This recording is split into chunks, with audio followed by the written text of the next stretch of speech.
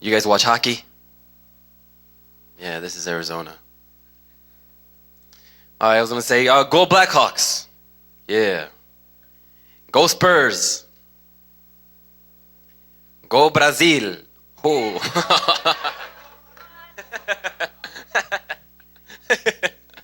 Yeah.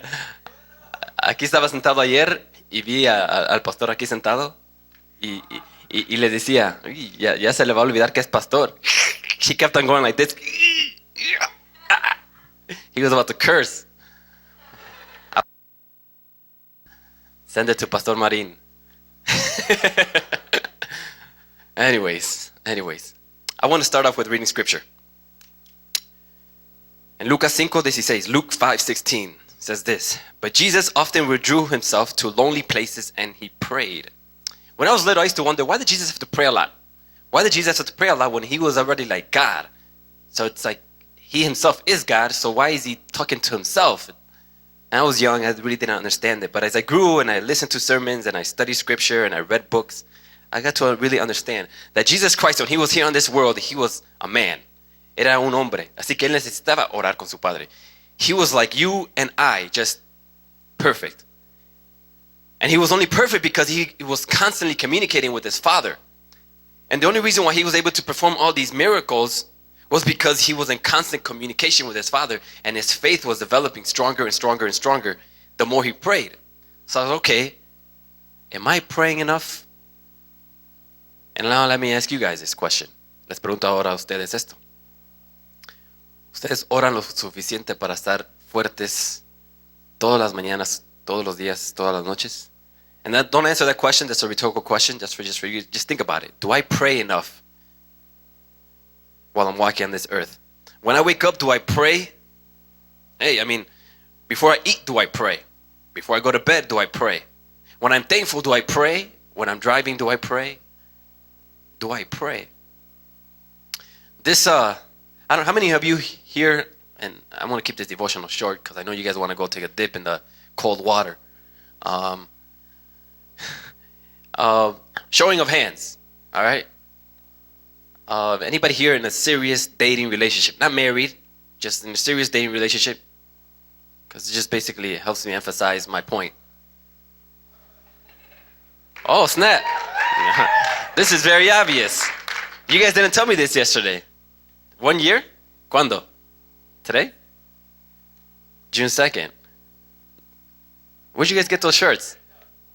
Yeah, can you show your friends those shirts? That's something, like, can you show them?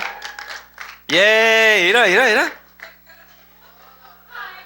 Later I want to take a picture with them too. Yeah, that's how you know it's serious, dude. Did she buy it for you? Did she buy it? Oh, see? There you go. Thank you, guys. You guys can have a seat.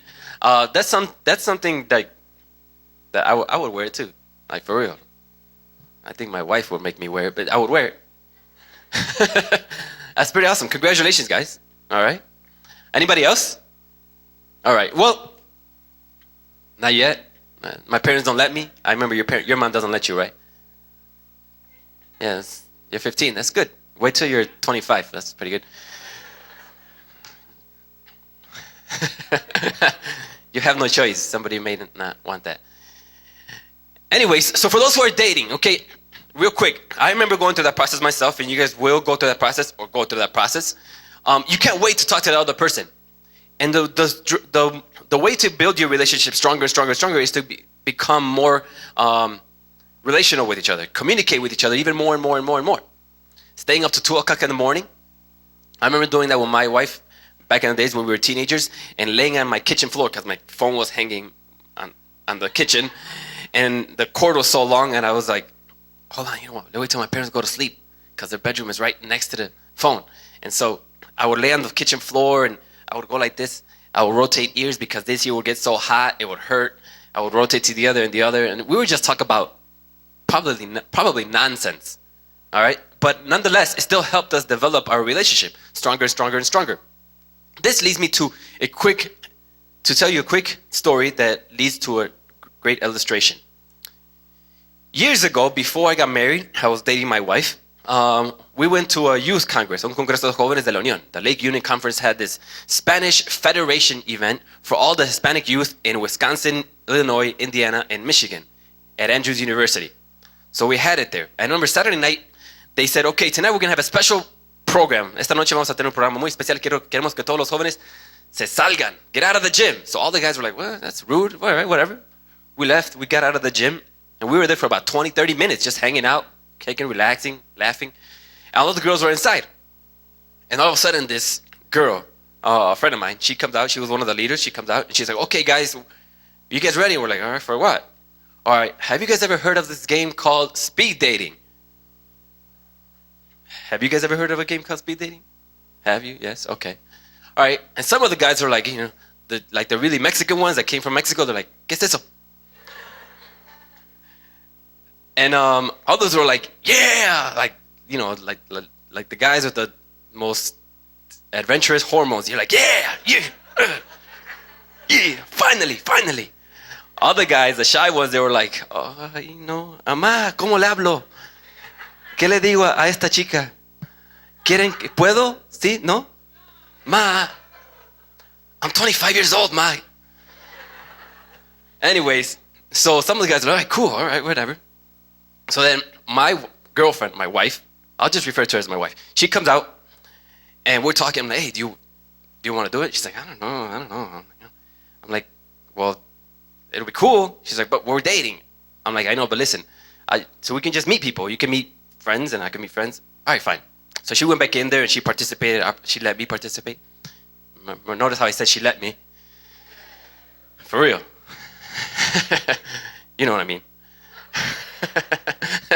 And so we walk in, and I see the round tables. They were about this high, and there was a girl sitting on the table, and then an empty chair next to her with one candle right there on the table. And there were several, like all spread out throughout the gym. And I walk in, and I'm like, all right, cool. I was kind of nervous, because some of the girls already knew that I had a girlfriend, and so it's kind of weird me going into the first girl to interact with her. But I remember looking at my peers, the guys, and some of them were like, they were like anxious, like dogs, like hungry, just así como que, yeah, boy, I'm gonna get you. And other guys, they were like, like they were stepping into hot water or something, like crossing that gym line. I don't know. I look at the girls, and some of the girls are like, whatever, gotta play this dumb game, whatever. Shh, you better not come to me, boy. And other girls are like, so excited, yeah, please come. Other girls are like, they didn't want to look, like whatever. I guess they were too shy, or they didn't want to participate. I don't know, but they were just not looking. So I remember I go and I sit down, and I talk to this girl. How old are you? She asked me. I'm like, okay, well, I think I was like, 22, something like that. How old are you? And she's like 16. I'm like, peace.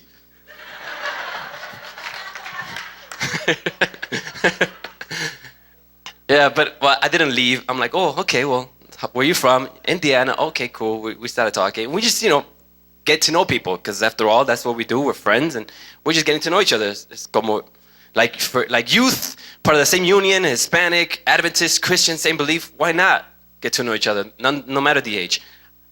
Either way, either if you were 22 or 23 or 21, I wasn't going to hook up with you because I'm already with somebody. But that's the first thing my girlfriend told me to say.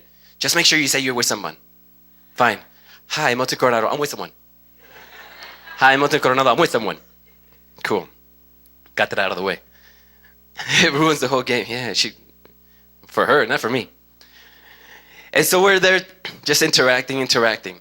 And then after 3 minutes, they will ring the bell. Ding, ding, ding. And you had to get up and go to the next one and the next one. And that was the most interesting part of the game, if I can call it that. Because as I rotated, people's expressions were so clear to me. Some girls showed that they were just so happy that the guy left. Thank you for ringing the bell. This guy's annoying. And other guys were like, like acting like they didn't hear the bell. Sí, pues ¿cómo te llamas? Oh, muy bonito tu pelo. Oh, and the girls are like, ya tocó la campana. Ya tocó la campana. Ya tocó la campana. And in other situations, the guy is like, ring the bell, ring the bell, ring the bell, ring the bell. And they ring the bell, and he's like jetting, and the girl's like left, like, con la boca abierta, pero, like, I liked you. Why'd you have to leave like that? You know? Then there was like one empty chair, and like a guy over there, 2 guys, 3 guys over there, and the leaders, they're like, go over there, go over there. And the girl's like, she's feeling awkward because she's the last one, and there's 3 guys. None of the 3 want to go with her. She's all feeling like left, like, really, am I this ugly? For real? And the guys are like, no tú, no tú, no tú, no, no tú, no, no tú. So there was a big mixture of all kinds of emotions. People were excited, people were sad, people were happy, people were mad. It was weird. As I saw these faces, some of the girls' faces told me, please get out of here already. Please ring the bell. Please ring the bell. Other girls were like, please don't leave. Please don't leave. Don't ring the bell. Don't ring the bell. Other guys were like, I want to get out of here. I want to get out of here. This girl's annoying. This girl's annoying. Her breath is stinking. Other girls were like pretending they didn't hear the bell. Like, oh, ya pasaron. Oh, like they wanted to stay put. Other girls were left alone because there were not enough guys, or some guys didn't want to go. And there was this big debate. So there was this big controversial set of emotions there. I decided to finally just go with my girlfriend.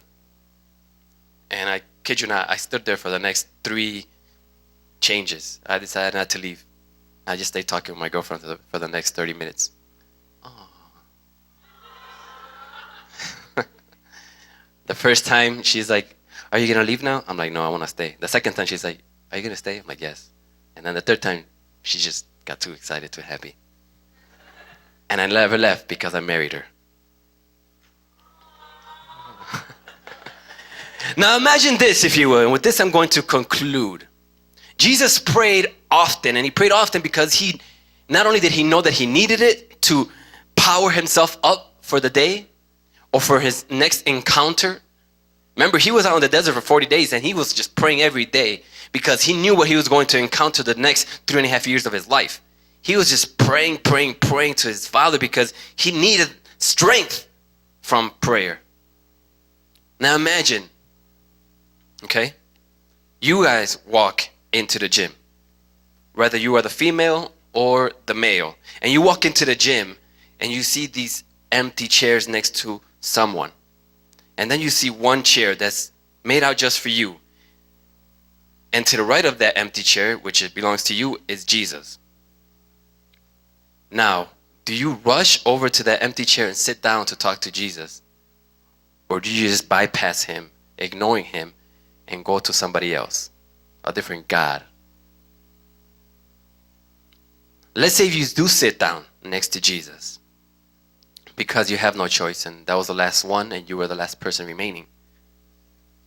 When the bell rings, do you get up and leave right away? Or do you wish to stay? And do you wish for that bell not to ring because you enjoy the conversation with Jesus? Now let's say you're on the chair and Jesus comes in and he's looking where to go. Do you say, Jesus, don't come here, don't come here? And do you ignore him?